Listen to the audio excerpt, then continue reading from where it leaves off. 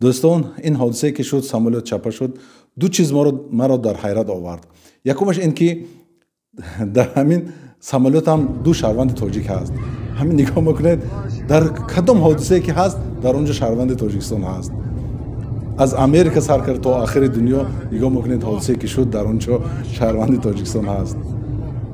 در این سامولوتی که سامولوت بیگانه در زمین بیگانه میپرد و حادثه شد در زمین بیگانه، نگاه میکنید شهروند تاجیکستان در اینجا هست. و دومش این که این شخصی که ویدیو سیانکا میکرد نگاه کنید کلمه شهادت رو میگفت، دعا میکرد، خداوند دعای او رو قبول کرد.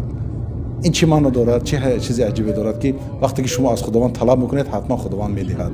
و این مردم نگاه میکنید چه سیمای اسلامی دارد.